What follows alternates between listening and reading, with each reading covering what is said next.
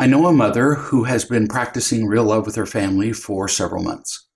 She's been diligent about it, but often she lets them get away with little behaviors that are unloving and unproductive. In her defense, keep in mind that children are creative, so they can come up with a nearly infinite number of ways to be irritating, tease each other, complain, subtly alter the truth, it's called lying, and engage in other unloving behaviors. I fully realize what it means to be a real parent. You have to be very, very observant, or you'll miss these behaviors that harm the child and the rest of the family. Mom told me that her daughter, Mandy, had a tendency to correct her siblings about nearly everything. So Mandy would say in a given day things like, "Stop chewing with your mouth open. You left the door open. Those are not the right words to that song. Mom told you not to do that. Did you finish your homework?" I guess forgetting that she wasn't the mother. The list just went on and on. One day, Mandy told her sister that her socks didn't match. And her sister rolled her eyes, having heard such comments many times. Mandy responded by saying, "Don't roll your eyes at me." Mom was watching and hearing all this, and she decided that was enough. So she angrily told Mandy to quit controlling people. Mandy, of course, reflexively defended herself and said, "I didn't tell her what to do. I was just letting her know that her socks didn't match. I was trying to help." Mom began to point out that Mandy had no need to make such a comment. But Mandy replied, again, "I was just trying to help." So innocent, so helpful, so sweet. "I believe," Mom said, "that part of you was trying to help. A small part. But mostly, you just love telling other people how they're wrong, and you love telling them what to do."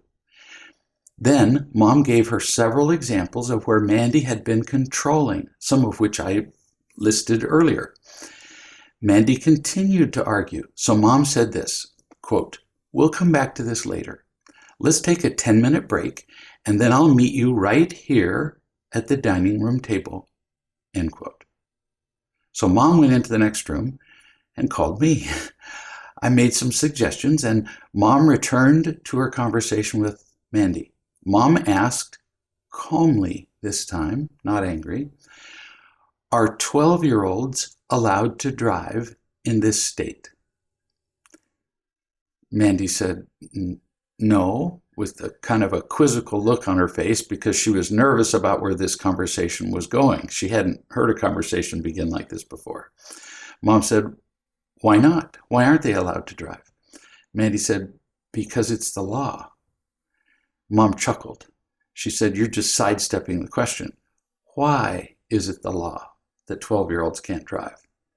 Mandy said, "Well, because 12-year-old kids aren't ready to drive. They're not mature enough. Their judgment isn't good enough, and there's probably some other reasons." "Yes," Mom said. "In order to do some things that are important, and especially if they will affect other people, we have to be qualified before we can get a license to do that thing. Driving is one example. Being a surgeon is another, as well as being an attorney or a stockbroker or a policeman or any number of things. A certain level of education and competence is required before you can be licensed to engage in those activities. Yes?" Mandy said, "I suppose." Mom said, "No, you don't suppose. You know what I said just now is true. Is that right?" "Yeah." Right here is where so many parents make a mistake. "I suppose" is a way of a child saying, "I don't want to listen to you. I am refusing to learn here. You can't make me, and I'm going to make this as difficult as I can for you." We must respond to that attitude and address it. And Mom did that when she said, "No, you don't suppose. You know, right?" Mom continued, "I have made a mistake. that will get your child's attention every time. I have made a mistake as the mother in this household. I have allowed people to engage in potentially dangerous activities without requiring the training, practice, and skill required for that activity. My fault. Mom had Mandy's full attention at this point. Kids tend to pay attention when a parent admits being at fault. Mom said, "You criticize and control people a lot in this family." Now notice the tone of voice. She's not angry about it. She's just making an observation. You do this a lot. In fact, you criticize and control me. Earlier today, you told me to shut the refrigerator door. What you did not know, because you didn't care to know, was that I left it open while I was removing several items from it. And second, it was none of your business to correct me. But, Mandy began to speak, but defending herself, and Mom quickly interrupted after one word. She said, "No, but you were not observant enough to make a suggestion, any suggestion, nor was it your job to make it. You failed on at least 2 levels, which proves the point I'm going to make. You do this kind of thing with your siblings all day, and you have proven beyond all doubt that you're not yet ready to criticize or control people. You are not ready for a license to do those things." Now, you might be tempted on most occasions to simply deny that you were criticizing or controlling, like you just did when you said you were trying to help your sister. But I've heard you criticize and control many times. This is yet another proof that you're not ready, because you can't even identify when you're doing something that you're not prepared for. You can't even identify when you're criticizing and controlling versus helping. So now I'm informing you, Mom continues, not discussing, I'm informing that you are not qualified for a license yet to speak to anyone in this family about any subject that has to do with them. See how simple Mom makes this? It doesn't matter if you believe you're helping. You've proven that you don't know the difference between helping and controlling. It doesn't matter whether they're doing something wrong. You are absolutely forbidden from this moment to speak to anybody in this family about them. You don't have a license to do that. You and I will be meeting daily to talk about how you're doing, to see if you're getting closer to earning your license. I realize that if you're not speaking to anyone, it will be difficult to teach you from live examples because you won't be providing any by controlling people. So at the family meeting later today, I'll be asking your 3 siblings to give me a written list of occasions when you have criticized or controlled them. You and I will discuss these examples until I'm satisfied that you can recognize your strong tendency to criticize and control. At some point, it might be weeks or months from now, who knows, I will give you a license to make comments about other people. If you make a mistake here and there, and immediately you admit the mistake and correct it, much like with a driver's license, then you can keep your license.